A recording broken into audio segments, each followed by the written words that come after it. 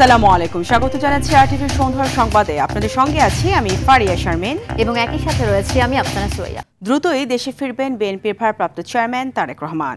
2 দশক পর একটি গণমাধ্যমে দেওয়া সাক্ষাৎকারে তিনি জানিয়েছেন, নির্বাচনের সময় থাকবেন দেশের জনগণের মাঝেই। তারেক রহমানের অভিযোগ, গত স্বৈরাচার সরকারের আমলে আদালত থেকে আদেশ দিয়ে তার কণ্ঠ রোধ করা হয়েছিল।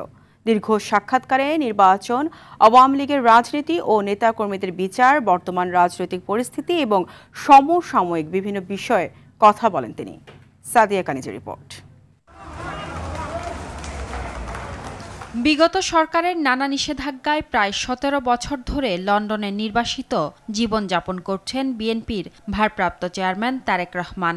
ভার্চুয়ালি বিভিন্ন প্ল্যাটফর্মে দলীয় কার্যক্রম পরিচালনা করলেও সরাসরি কোনো গণমাধ্যমে সাক্ষাৎকার দিতে পারেননি তিনি। তারেক রহমান, আপনাকে অনেক ধন্যবাদ। দেশের রাজনৈতিক পট পরিবর্তনের পর এই প্রথম একটি সংবাদ মাধ্যমে একান্ত সাক্ষাৎকার দিলেন তিনি। এ সময় আসন্ন নির্বাচন, আওয়ামী লীগ নেতাকর্মীদের বিচার এবং জাতীয় ও রাজনৈতিক বিভিন্ন বিষয়ে কথা বলেন তারেক রহমান। ছাত্র রাজনীতির জায়গায়, জাতীয় রাজনীতির জায়গায়। গত স্বৈরাচারী সরকারের সময় আদালত থেকে রীতিমতো আদেশ দিয়ে কথা বলার অধিকার কেড়ে নেওয়া হয়েছিল তার। বলেন, সরকারের চাপে পড়ে গণমাধ্যমও তার বক্তব্য প্রকাশ করতে পারেননি। বিগত স্বৈরাচার সরকারের সময় কোর্ট থেকে রীতিমতো আদেশ দিয়ে আমার কথা বলার অধিকারকে বন্ধ করে দেওয়া হয়েছিল। হয়তো গণমাধ্যমের ইচ্ছা ছিল ছাপানোর, গণমাধ্যম সেটি ছাপাতে পারত না। তখনকার যেই প্রেস ক্লাবের যারা সদস্য ছিলেন, আমাকে আইনের দৃষ্টিতে ফেরারি বলা হয়েছিল যে সেরকম কোনো ব্যক্তিকে তারা প্রেস ক্লাবে কথা বলতে দিবে না। এভাবে তারা চেষ্টা করেছিল আমার কথা বন্ধ করে রাখতে। গণ অভ্যুত্থানের পরও কিছু সঙ্গত কারণে দেশে ফিরতে পারেননি বলেও জানান তারেক রহমান। তবে নির্বাচনে জনগণ থেকে দূরে থাকবেন না তিনি। জনগণের সম্পৃক্ত এরকম একটি নির্বাচন হবে, সেখানে তো অবশ্যই আমি নিজেকে দূরে থাকতে পারবো না, আমাকে আসতেই হবে। মাঠেই ইনশাল্লাহ থাকবো আমি। বিএনপির ভারপ্রাপ্ত চেয়ারম্যান বলেন, জুলাই মাসে গণ অভ্যুত্থান ঘটলেও এর প্রেক্ষাপট তৈরি হয়েছিল অনেক বছর আগেই। এর মাস্টারমাইন্ড নির্দিষ্ট কোনো ব্যক্তি নন, বিভিন্ন রাজনৈতিক দল ও সাধারণ জনগণেরও অবদান রয়েছে এতে। জুলাই আন্দোলনে আমাকে আমি কখনোই মাস্টারমাইন্ড হিসেবে দেখি না। দল মত নির্বিশেষে প্রত্যেকটি মানুষের অবদান আছে। এই আন্দোলন ছিল বাংলাদেশের জনগণের আন্দোলন, যারা গণতন্ত্রে বিশ্বাস করেন। এই আন্দোলনের মাস্টার মাইন্ড কোনো দল, কোনো ব্যক্তি নয়। এই আন্দোলনের মাস্টার মাইন্ড বাংলাদেশের গণতান্ত্রিক আমি জনগণ। এ সময় তিনি আওয়ামী লীগের বিচার প্রসঙ্গেও কথা বলেন। যারা জুলুম করেছে তাদের তো বিচার হতে হবে, সেটি ব্যক্তিও হতে পারে, সেটি দলও হতে পারে। যে দলের ব্যক্তিরা বা যে দল মানুষ হত্যা করে, মানুষ গুম করে, মানুষ খুন করে, দেশের মানুষের অর্থ সম্পদ লুটপাট করে বিদেশে পাচার করে, জনগণ যদি সমর্থন না করে কোনো রাজনৈতিক দল বা রাজনৈতিক সংগঠনকে, তাদের টিকে থাকার তো কোনো কারণ আমি দেখি না। প্রত্যাশার নির্বাচনের মধ্য দিয়ে সবাইকে নিয়ে সুন্দর রাষ্ট্র গঠনের প্রত্যাশার কথাও জানান তারেক রহমান। গ্রহণ করবেন। সাদিয়া কানিজ, আরটিভি, ঢাকা। জাতীয় নির্বাচনের আগে গণভোটের দাবি, নির্বাচন বিলম্বে প্রয়াস, এমন মন্তব্য করেছেন বিএনপি স্থায়ী কমিটির সদস্য সালাউদ্দিন আহমেদ। দলটির আরেক স্থায়ী কমিটির সদস্য আমির খসরু মাহমুদ চৌধুরী বলেছেন, তুরস্ক বাংলাদেশে সুষ্ঠু নির্বাচন দেখতে চায়। নির্বাচিত সরকারের সঙ্গে তুরস্ক কাজ করতে উদ্গ্রীব বলেও জানান তিনি। বিস্তারিত জানাচ্ছেন শামীম চৌধুরী। দুপুরে বিএনপি চেয়ারপারসনের রাজনৈতিক কার্যালয়ে দলটির মহাসচিবের সঙ্গে সাক্ষাৎ করেন ঢাকায় সফররত তুরস্ক উপপররাষ্ট্রমন্ত্রী এবেরিস একিনসি ও ঢাকায় নিযুক্ত তুরস্ক রাষ্ট্রদূত রামিস সেন। সে সময় বিএনপির কূটনৈতিক কমিটির সদস্য সহ উপস্থিত ছিলেন তুরস্ক প্রতিনিধি দলের আরও 2 সদস্য। বৈঠক শেষে গণমাধ্যমকে বিএনপির স্থায়ী কমিটির সদস্য আমির খসরু মাহমুদ চৌধুরী বলেন, নির্বাচন পরবর্তী সময়ে তুরস্ক কেমন বাংলাদেশ দেখতে চায় সে বিষয়ে প্রতিনিধি দলের সঙ্গে আলোচনা হয়েছে। বলেন, ওআইসি শক্তিশালী করার পাশাপাশি বাংলাদেশে বিনিয়োগ, প্রযুক্তি খাতে উন্নয়ন এবং প্রতিরক্ষা বিষয়েও আলোচনা হয়েছে তাদের সঙ্গে। নির্বাচন নিয়ে আলোচনা হয়েছে এবং সবাই নির্বাচনের অপেক্ষায় আছে। বন্ধুত্ব আরো সুদৃঢ় করার জন্য সব এরিয়াতে আমাদের কোঅপারেশন বাড়ানোর জন্য অর্থনীতি, সংস্কৃতি, ওআইসিতে আমাদের যে ইনভলভমেন্ট সব কিছু মিলিয়ে সম্পর্ক কিভাবে আরো বাড়ানো যায় সেটা আলোচনা এসেছে। অতি সত্বর নির্বাচনের মাধ্যমে নতুন সরকার আসলে নতুন সরকারের সাথে কাজ করার জন্য উদ্গ্রীব। এর আগে জাতীয় প্রেস ক্লাবে নাগরিক যুব ঐক্য আয়োজিত এক আলোচনায় বিএনপির স্থায়ী কমিটির সদস্য সালাউদ্দিন আহমেদ বলেন, নির্বাহী আদেশে কোনো দল নিষিদ্ধ করার কথা বললে বিএনপি সবার আগে প্রতিবাদ করেছে। এখনও নির্বাহী আদেশে কোনো দল নিষিদ্ধ মেনে নেবে না বিএনপি। একই ব্যালট বাক্স এলি, একই pulling officer, presiding officer, booth centre, সমস্ত আয়োজন, সমস্ত বাজেট সবকিছু হবে, অথচ ফলাফলে কি? নির্বাচনের দিনে যে গণভোটের রায়টা আসবে সেই ফলাফল যেমন একই বাইন্ডিং হবে পার্লামেন্টের উপরে, আর আগে হলো একই বাইন্ডিং। আর একটা জাতীয় সংসদ নির্বাচনের মতো বিশাল আয়োজন করে শুধুমাত্র গণভোটের জন্য দেশকে প্রস্তুত হতে হবে, সেটার একটা লক্ষ্য থাকতে পারে এই নির্বাচন যেন বিলম্বিত হয়। জাতীয় ঐক্য ধরে রাখলে আগামী নির্বাচন বানচালে দেশি বিদেশি ষড়যন্ত্র সফল হবে না বলেও মনে করেন বিএনপির এই স্থায়ী কমিটির সদস্য। গণতান্ত্রিক ঐক্যটা। শামীম চৌধুরী, RTV, ঢাকা। দেশের ইতিহাসে অন্যতম স্বচ্ছ নির্বাচন করতে চায় নির্বাচন কমিশন। ভোটে কোনো অনিয়ম সহ্য করা হবে না, এমন মন্তব্য করলেন প্রধান নির্বাচন কমিশনার AMM নাসির উদ্দিন। সংসদ নির্বাচন উপলক্ষে ইলেকট্রনিক ও প্রিন্ট মিডিয়ার বার্তা প্রধানদের সঙ্গে নির্বাচন কমিশনের সংলাপে এই কথা বলেন তিনি। কোনো দেশি বিদেশি শক্তির কাছে মাথা নত না করে নিরপেক্ষভাবে ভোট করতে ইসির প্রতি আহ্বান জানালেন গণমাধ্যম ব্যক্তিত্বরা। বিস্তারিত আতিকা রহমানের রিপোর্টে। ত্রয়োদশ জাতীয় সংসদ নির্বাচন উপলক্ষে নির্বাচন কমিশনের সংলাপে অংশ নেয় ইলেকট্রনিক মিডিয়ার বার্তা প্রধানরা। প্রধান নির্বাচন কমিশনার নাসির উদ্দিন সহ 4 কমিশনার এ সময় উপস্থিত ছিলেন। সিইসি স্বাগত বক্তব্যে বলেন, ক্রান্তিকালে দায়িত্ব নিয়ে নিরপেক্ষ নির্বাচন করার কোনো বিকল্প নেই। নির্বাচনকে কেন্দ্র করে গুজব ও এআই দিয়ে অপপ্রচার ঠেকাতে গণমাধ্যম কর্মীদের অনুরোধ করেন সিইসি। এই ইলেকশনটাকে আমরা অ্যাজ ট্রান্সপারেন্ট অ্যাজ পসিবল করতে চাই। আমরা চাই সারা বিশ্ববাসী দেখুক বাংলাদেশে সবকিছু লুকানো ছাপানো কিছু যাতে না হয়, এবং এটা আই মিন ইট, যে আমরা একদম স্বচ্ছভাবে আয়নার মতো পরিষ্কার করে এই ইলেকশনটা করতে চাই।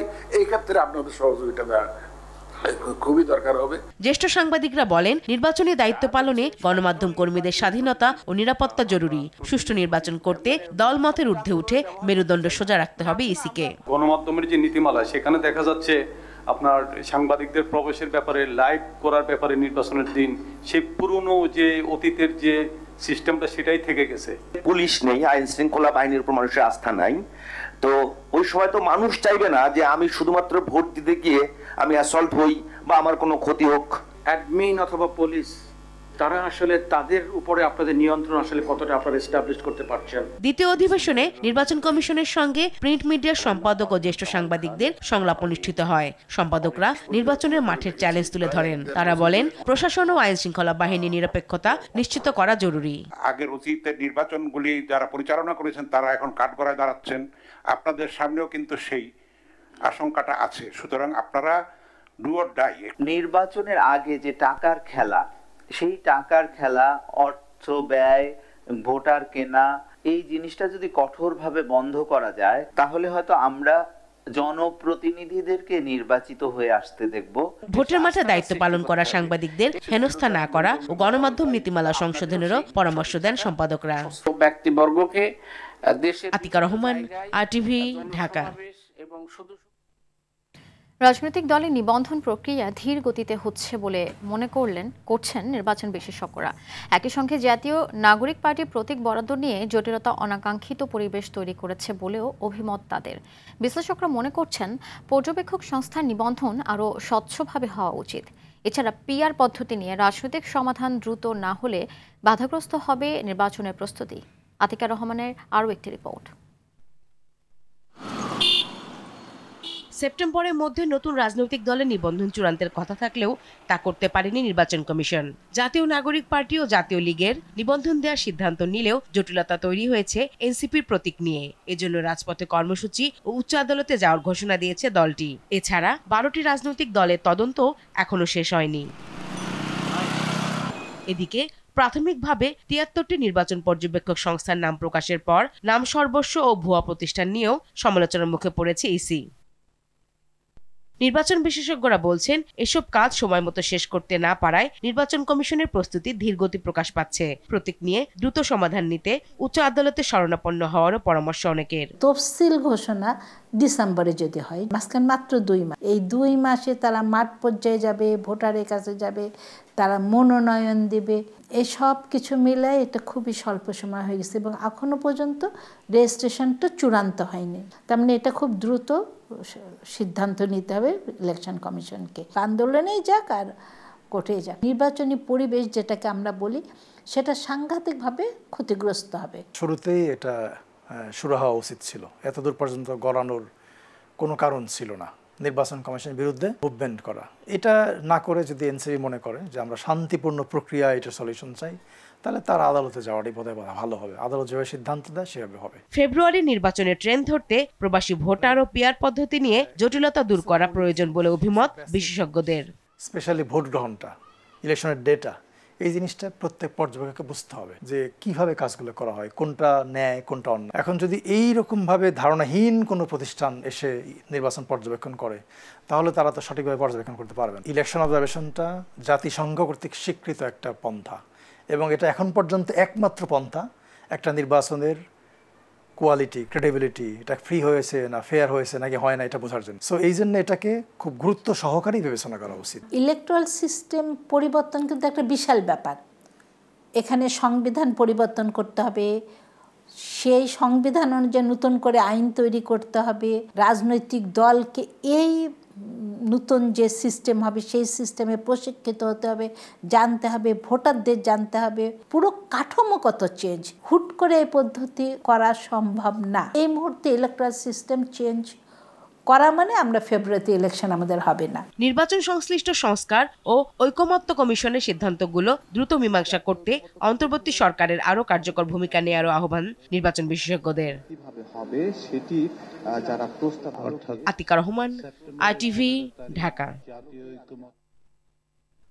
প্রধান উপদেষ্টা ডক্টর মোহাম্মদ ইউনূসের সাথে দেখা করেছেন আইসেসকোর মহাপরিচালক ডক্টর সেলিম এম আল মালিক। রাষ্ট্রীয় অতিথি ভবন যমুনা অনুষ্ঠিত এই সাক্ষাৎকারে আল মালিক অন্তর্বর্তী সরকারের ন্যায় সংস্কার এজেন্ডা এবং পরবর্তী বাংলাদেশ গড়ার দৃষ্টিভঙ্গির প্রতি দৃঢ় সমর্থনের কথা তুলে ধরেন। শিক্ষা এবং টেকসই কর্মসূচির ক্ষেত্রে আইসেসকোর প্রচেষ্টার প্রশংসা করেন মোহাম্মদ ইউনূস। এর আগে আন্তর্জাতিক মানবাধিকার ফেডারেশনের সভাপতি অ্যালিস মোগওয়ে সাক্ষাৎ করেন প্রধান উপদেষ্টা অধ্যাপক ইউনূসের সাথে।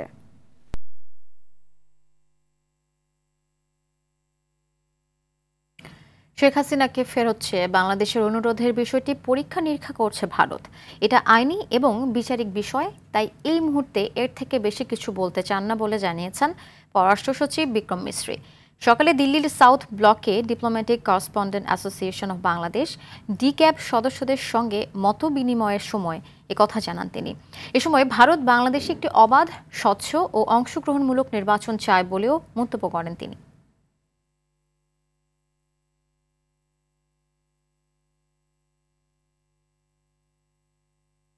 জুলাই হত্যাযজ্ঞে জড়িত প্রত্যেককেই বিচারের আওতায় আনা হবে, পালিয়ে থেকে কেউ পার পাবে না বলে জানিয়েছেন আন্তর্জাতিক অপরাধ ট্রাইব্যুনালের চিফ প্রসিকিউটর তাজুল ইসলাম। জুলাই আগস্টের মানবতাবিরোধী অপরাধের মামলায় পলাতক আসামিদের গ্রেপ্তার প্রসঙ্গে কথা বলেন তিনি। এদিন হত্যা ও হত্যা নির্দেশনা সহ 3 অভিযোগে পলাতক আসামি আওয়ামী লীগ নেতা মাহবুবুল আলম হানিফ সহ 4 জনের বিরুদ্ধে গ্রেপ্তারি পরোয়ানা জারি করে ট্রাইব্যুনাল। GM মাহমুদ জানাচ্ছেন বিস্তারিত। জুলাই আগস্টে সংঘটিত মানবতা বিরোধী অপরাধের মামলায় অভিযুক্তদের বিচার চলছে আন্তর্জাতিক অপরাধ ট্রাইব্যুনালে। সোমবারও হয় বিচারিক কার্যক্রম। এদিন আন্দোলনের সময় কুষ্টিয়ায় 6 জনকে হত্যাসহ 3টি সুনির্দিষ্ট অভিযোগে আওয়ামী লীগের যুগ্ম সাধারণ সম্পাদক মাহবুবুল আলম হানিফ সহ 4 জনের বিরুদ্ধে অভিযোগ আমলে নেয় ট্রাইব্যুনাল 2। ক্রাইমস অ্যাগেন্স্ট হিউম্যানিটির অভিযোগ আমলে গ্রহণ করেছেন এবং আগামী 14ই অক্টোবর এই পলাতক আসামিদের গ্রেপ্তার করে ট্রাইব্যুনালে উপস্থিত করার জন্য দিন ধার্য করেছেন। এ সময় পলাতক আসামিদের গ্রেপ্তার প্রসঙ্গে চিফ প্রসিকিউটর জানান, পালিয়ে থেকে কেউ পার পাবে না, প্রত্যেককেই বিচারের মুখোমুখি হতে হবে, কাউকে ইনডেমনিটি দেওয়া হবে, কেউ পালিয়ে থেকে বাঁচার চেষ্টা করবেন এই ধরনের দুরাশা করে লাভ নেই। বিচারের ধীরগতি নিয়ে তাজুল ইসলাম বলেন, এসব মামলাগুলোই এর জবাব। গণহত্যাকারীদের, মানবতা বিরোধী অপরাধ সংগঠনকারীদের বিচার এই বাংলাদেশে যাতে হয় সেটা হওয়ার ব্যাপারে আন্তর্জাতিক অপরাধ ট্রাইব্যুনাল সঠিক রাস্তায় আছে। আমরা আশা করছি মানুষের প্রত্যাশিত সময়ের মধ্যেই তাদের এই বিচার কার্য সম্পাদন করা সম্ভব হবে। এদিকে ট্রাইব্যুনাল 1-এ জুলাই আগস্টের মানবতা বিরোধী অপরাধে সাবেক প্রধানমন্ত্রী শেখ হাসিনা সহ 3 জনের বিরুদ্ধে করা মামলায় শেষ সাক্ষী ও মূল তদন্ত কর্মকর্তাকে দ্বিতীয় দিন জেরা করেন শেখ হাসিনার রাষ্ট্রনিযুক্ত আইনজীবী। এছাড়াও রংপুর বেগম রোকেয়া বিশ্ববিদ্যালয়ের শিক্ষার্থী আবু সাইদ হত্যা মামলায় 9ম দিনের সাক্ষ্য গ্রহণ হয়। GM Mahmud, RTV, Dhaka. যেসব উপদেষ্টারা সেফ এক্সিটের কথা ভাবছে তাদের নাম প্রকাশ করতে নাহিদ ইসলামের প্রতি আহ্বান জানিয়েছেন গণ অধিকার পরিষদের সাধারণ সম্পাদক রাশেদ খান। দুপুরে জাতীয় প্রেস ক্লাবে নাগরিক যুব ঐক্য আয়োজিত এক আলোচনা সভায় তিনি একথা বলেন। রাশেদ আরও বলেন, এই উপদেষ্টারা আগামী নির্বাচন বানচালের চক্রান্ত করতে পারে। এছাড়াও সচিবালয়ে আওয়ামী লীগের সচিবরা বিদ্যমান থাকায় সুষ্ঠু নির্বাচন সম্ভব নয় বলেও জানান তিনি।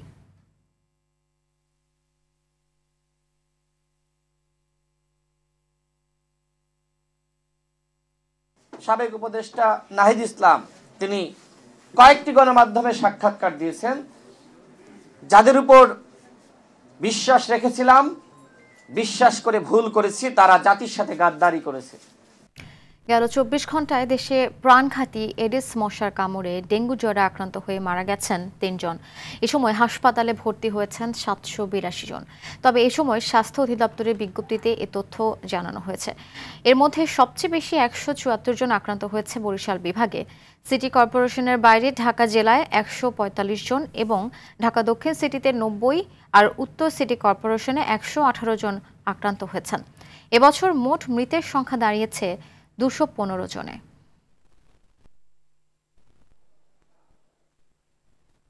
টানা বৃষ্টি ও উজান থেকে নেমে আসা পাহাড়ি ঢলে বিপদসীমার উপর দিয়ে প্রবাহিত হচ্ছে উত্তর পূর্বাঞ্চলের তিস্তা, দুধকুমার, ধরলা সহ বিভিন্ন নদ নদীর পানি। এতে লালমনিরহাট, কুড়িগ্রাম, নীলফামারীর নদী তীরবর্তী নিম্নাঞ্চলের বিস্তীর্ণ এলাকা প্লাবিত হয়েছে। পানির চাপ কমাতে ডালিয়া ব্যারেজ পয়েন্টে 44টি জলকপাট খুলে রাখা হয়েছে। বন্যা পূর্বাভাস ও সতর্কীকরণ কেন্দ্র বলছে, তিস্তার পানি বৃদ্ধি পাওয়ায় আকস্মিক বন্যা দেখা দিতে পারে অঞ্চলগুলোতে। আরও জানাচ্ছেন আব্দুল হামিদ। 3 দিনের টানা বর্ষণ আর উজানের ঢলে লালমনিরহাটের তিস্তা ব্যারেজের ফ্লাড বাইপাসের নিচ দিয়ে তীব্র বেগে লোকালয়ে এভাবেই ঢুকছে পানি। এতে প্লাবিত হয়েছে জেলাটির নিম্নাঞ্চলের বিস্তীর্ণ এলাকা। পানিবন্দী হয়ে আছেন 5টি উপজেলার কয়েক হাজার মানুষ। ডুবে গেছে আমন ধান সহ ফসলি জমি ও মৎস্য খামার। পানি উঠেছে বসত বাড়িতেও। তিস্তা নদীর পানি এমন ভাবে বাড়তেছে, রাস্তাঘাট সমস্ত ভেঙে টেঙে যাচ্ছে। আমাদের সমস্ত বিল পুকুরের মাছ বেড়ে যাচ্ছে। আমরা বেড়াইতে পারতেছি না বাড়ি থেকে। কাল রাত থেকে শুকনো খাবার খাচ্ছি আমরা। খাবার ঘরে যে খাইবি কোনো পথ নাই ঘর আমার। কামাইন কাজ না তাহলে কি আমার গরিব মানুষের কোনো ভালাই আছে? ভারতে পানি গেছে, এই পানি এখন বাড়িকে ডুবি গেছে। খাটের উপর খাট তুলিছে, তাও থাকা যাচ্ছে না। পানি বৃদ্ধি পাওয়ায় নিম্নাঞ্চলে তীব্র বন্যার আশঙ্কা করছে বন্যা পূর্বাভাস ও সতর্কীকরণ কেন্দ্র। কয়েকদিনের ব্যবধানে এমন বন্যায় ভোগান্তিতে বাসিন্দারা। চলমান বন্যায় আমাদের সকল প্রস্তুতি রয়েছে, যেমন শুকনা খাবার আছে আমাদের মানুষের দেওয়ার জন্য, 30 কেজি চাল আছে। টিন হয়তো পর্যাপ্ত নাই, কিন্তু যতটুকু আছে, যাদের ঘর পড়ে গেছে তাদেরকে টিন দেওয়ার মতো পর্যাপ্ত টিন আছে। আমরা জনগণের জন্য যা যা করার সরকারের পক্ষ থেকে সবকিছু করার জন্য প্রস্তুত। এদিকে নীলফামারীতে রোববার রাতে তিস্তার পানি বিপদসীমার 35 সেন্টিমিটার উপর দিয়ে প্রবাহিত হয়। এতে প্লাবিত হয় নদী তীরবর্তী চরগুলো। তবে সকাল থেকে কমতে শুরু করে পানি। পাহাড়ি নদী হয় ইন্ডিয়ার যে পোর্শনটা, তো এখানে প্রচন্ড বৃষ্টি হওয়ার কারণে হঠাৎ করে পানি চলে আসায় স্বাভাবিক তিস্তার যে ধারণ ক্ষমতা, যে আমাদের যে 0 পয়েন্টে, সেখানে পানির প্রচন্ড স্রোত লাগায়। সর্বশেষ এখন পানি কমতেছে এবং অলরেডি 50 সেন্টির নিচে পানি নেমে গেছে। বিপদসীমার বর্তমানে প্রায় 15 সেন্টির নিচে আছে। নীলফামারীতে পানি কমলেও কুড়িগ্রামের সবকটি নদ নদীর পানি বৃদ্ধি পেয়েছে। তিস্তা নদীর কাউনিয়া পয়েন্টে বিপদসীমার 20 সেন্টিমিটার উপর দিয়ে প্রবাহিত হচ্ছে পানি। পানি বেড়েছে ধরলা আর দুধকুমার নদেও। আব্দুল হামিদ, RTV। গাইবান্ধার সুন্দরগঞ্জে অন্তত 11 জনের শরীরে অ্যানথ্রাক্সের উপসর্গ দেখা দিয়েছে। তাদের মধ্যে 7 জন গাইবান্ধা শহরের একটি বেসরকারি ক্লিনিকে এবং বাকিরা স্থানীয়ভাবে চিকিৎসা নিচ্ছেন। একটি রোগাক্রান্ত গরু থেকে এই রোগটি ছড়িয়ে পড়ায় আতঙ্কে স্থানীয় বাসিন্দারা। তবে স্বাস্থ্য বিভাগ বলছে অ্যানথ্রাক্স কোনো ছোঁয়াচে রোগ নয়, আতঙ্কিত হওয়ার কিছু নেই। গাইবান্ধা থেকে ফেরদৌস জুয়েলের তথ্যচিত্রে এই বিষয়ে আরও জানাচ্ছেন আবরার মাহি। গেল 27 সেপ্টেম্বর গাইবান্ধার সুন্দরগঞ্জের বেলকার কিসামত গ্রামে একটি অসুস্থ গরু জবাই করা হয়। গ্রামের কয়েকজন মাংস কাটাকাটিতে অংশ নেয়। কয়েকদিন পর থেকেই তাদের শরীরে ফোস্কা, ঘা এবং পচনের মতো উপসর্গ দেখা দেয়। পরে চিকিৎসকের মাধ্যমে তারা অ্যানথ্রাক্সে আক্রান্ত হওয়ার বিষয়টি নিশ্চিত হন। তাদের হাতে, মুখে, চোখে ও শরীরের বিভিন্ন স্থানে ফোস্কা ও পচন ধরেছে। জ্বর, ব্যথা, ঘা ও চুলকানিতে ভুগছেন আক্রান্ত রোগীরা। যাই মাংস করছি প্রায় জনকার এরকম ভাইরাসের মতন। পরে দিন যায়, বেশি হয় আর বিষ, আর জ্বর ছাড়ে না। ডাক্তাররা দেখিয়ে নিজেরা আবার সাহস খায়। তারপরে গাইবান্ধা গেছি, গাইবান্ধা যা চিকিৎসা করি, এখন একটু সুস্থ বোধ করতেছি। এ বিষয়ে সিভিল সার্জন জানান, অ্যানথ্রাক্সে আতঙ্কিত হবার কিছু নেই। নিয়মিত চিকিৎসা নিলে রোগীরা কয়েকদিনে সুস্থ হয়ে ওঠেন। মানুষ যেন কোনোভাবেই ভীত না হয়, কারণ এটা মানুষ থেকে মানুষে ছড়ায় না। সুতরাং এখানে খুব একটা ভীত হওয়ার কারণ নাই। আর একটা বিষয় হচ্ছে যে এখানে যে সমস্ত আমাদের গৃহপালিত পশু রয়েছে সেগুলো যাতে ভ্যাকসিনেশন করা যায়। এর আগে 2010 সালে দেশের উত্তর ও দক্ষিণাঞ্চলের 7 জেলার গবাদি পশুতে ব্যাপক হারে ছড়িয়ে পড়ে অ্যানথ্রাক্স। আবরার মাহি, RTV। ফেনী, লক্ষ্মীপুর সহ 6 জেলা নিয়ে নোয়াখালী বিভাগ প্রতিষ্ঠার দাবি জানিয়েছে বাস্তবায়ন কমিটি। দুপুরে জাতীয় প্রেস ক্লাব মিলনায়তনে এক সংবাদ সম্মেলনে প্রধান উপদেষ্টা মোহাম্মদ ইউনূসের কাছে এই আবেদন জানান। নোয়াখালী বিভাগ বাস্তবায়ন কমিটির আহ্বায়ক AKM মোজাম্মেল হক লিখিত বক্তব্যে বলেন, অন্তর্বর্তীকালীন সরকারের জনপ্রশাসন সংস্কার কমিশন দেশে নতুন বিভাগ গঠনে নোয়াখালী, ফেনী ও লক্ষ্মীপুর জেলায় কোনো গণশুনানি করেনি। জেলার মানুষের মতামত ছাড়াই কুমিল্লাকে বিভাগ হিসেবে প্রস্তাব করা এবং বৃহত্তর নোয়াখালীকে অন্তর্ভুক্ত করার উদ্যোগে নোয়াখালীবাসী কোনোভাবে গ্রহণ করবে না। বিশ্বের number 1 air conditioner brand Gree খুচরা পর্যায়ে ক্রেতাদের ও গ্রাহকদের জন্য গ্রি ফরচুন অফার নামক মোবাইল ওয়েব অ্যাপস ভিত্তিক বিশেষ অফার কার্যক্রম চালু করেছে। গ্রাহকেরা গ্রি বা হাইকো এসি ক্রয় করার পর তাদের মোবাইলের মাধ্যমে গ্রি ফরচুন অফারে অংশগ্রহণ করতে পারবেন। সম্প্রতি প্রতিষ্ঠানটির কর্পোরেট অফিসের হল রুমে আয়োজিত এক সংবাদ সম্মেলনে আনুষ্ঠানিকভাবে গ্রি ফরচুন অফার ঘোষিত হয়। এ সময় ইলেকট্রোমার্ট গ্রুপের DMD নুরুল আফসার, পরিচালক মোহাম্মদ সাজ্জাদুন নেওয়াজ সহ ঊর্ধ্বতন কর্মকর্তারা উপস্থিত ছিলেন। শুভ সকাল। একজন কনজিউমার যাতে তার ভাগ্যকে পরীক্ষা করে নিতে পারে। ন্যাশনাল লাইফ ইন্স্যুরেন্স আন্তর্জাতিক সংবাদ। ফিলিস্তিনের গাজায় প্রায় 2 বছর ধরে চলা ইসরায়েলি আগ্রাসনের অবসান ঘটাতে নতুন করে আলোচনায় বসেছে ইসরায়েল ও হামাসের প্রতিনিধিরা। মিশরে অনুষ্ঠিত এই আলোচনায় যুদ্ধবিরতির কোনো সমাধান আসবে কিনা সেদিকেই নজর সবার। আলোচক দলগুলোকে দ্রুত সমাধানে পৌঁছানোর আহ্বান জানিয়েছেন মার্কিন প্রেসিডেন্ট ডোনাল্ড ট্রাম্প। এর মধ্যেও গাজায় থেমে নেই জায়নবাদীদের আগ্রাসন। এই গণহত্যার প্রতিবাদে ইউরোপ জুড়ে অব্যাহত আছে বিক্ষোভ। ইমতিয়াজ আহমেদের রিপোর্ট। মিশরের রাজধানী কায়রোতে শুরু হয়েছে মার্কিন প্রেসিডেন্ট ডোনাল্ড ট্রাম্প প্রস্তাবিত 20 দফা গাজা শান্তি পরিকল্পনার প্রথম ধাপের আলোচনা। ফিলিস্তিনের স্বাধীনতাকামী সংগঠন হামাস ও ইসরায়েলের মধ্যে অনুষ্ঠিত এই বৈঠকে মধ্যস্থতাকারীর ভূমিকা পালন করছে যুক্তরাষ্ট্র, কাতার ও মিশর।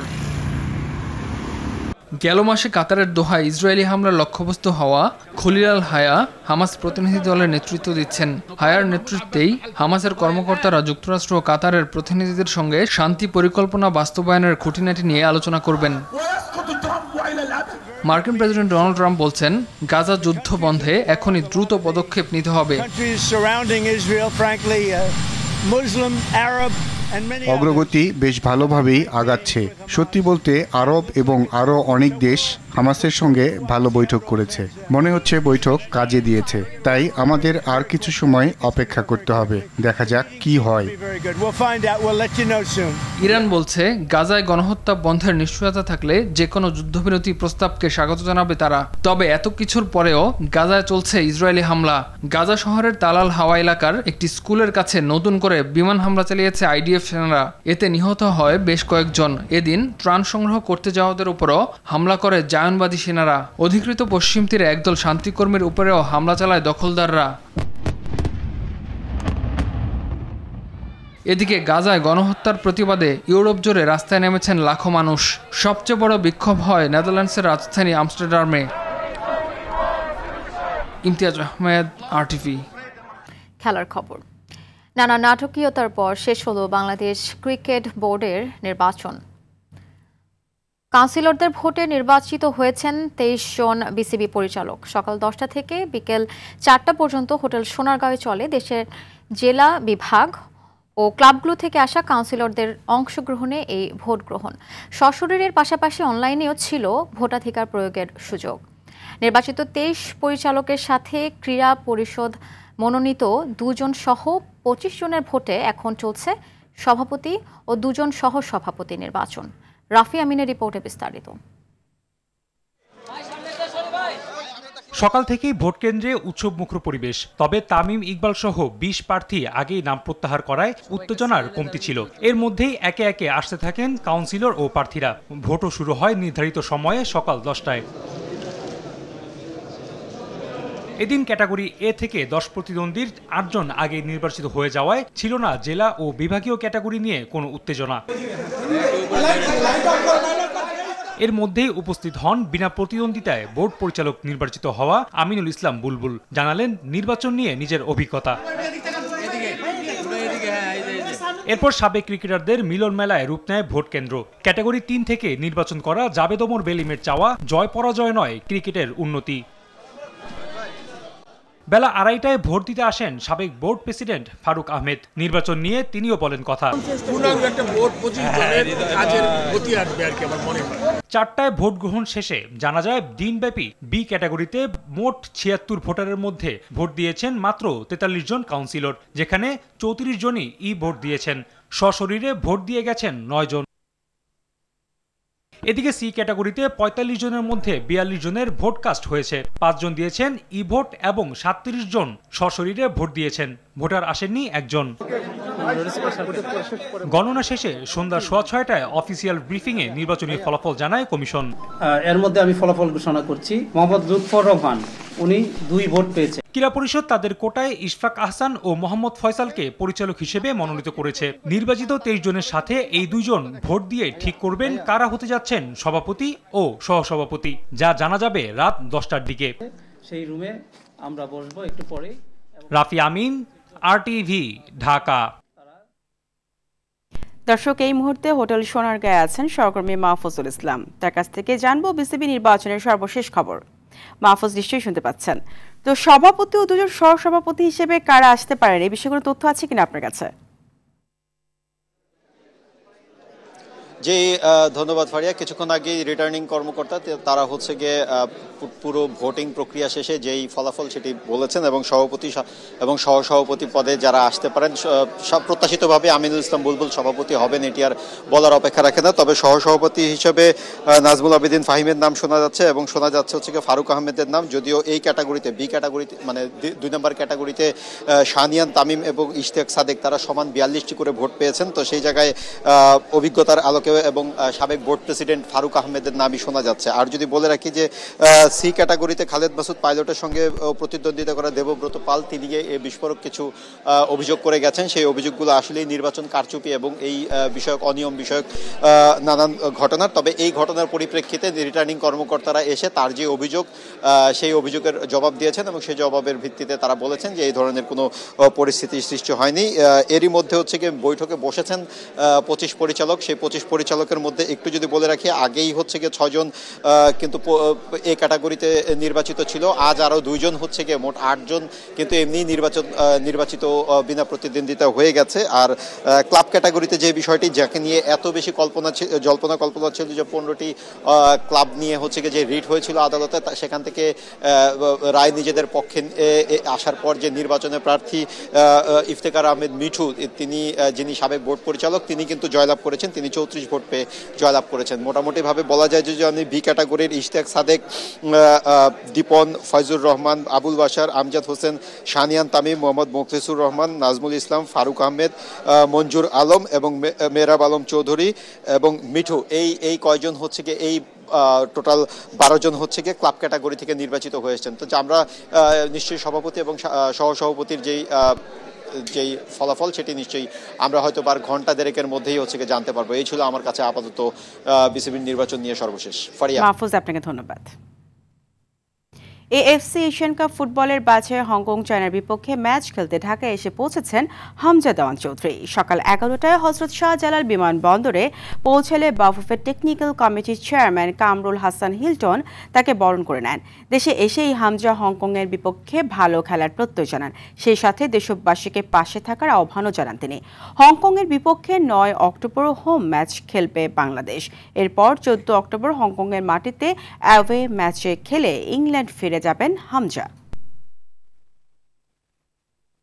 সন্ধ্যার সংবাদ এই পর্যন্তই। রাতের সংবাদ রাত 11:15টায় দেখার আমন্ত্রণ রইল। ধন্যবাদ সবাইকে।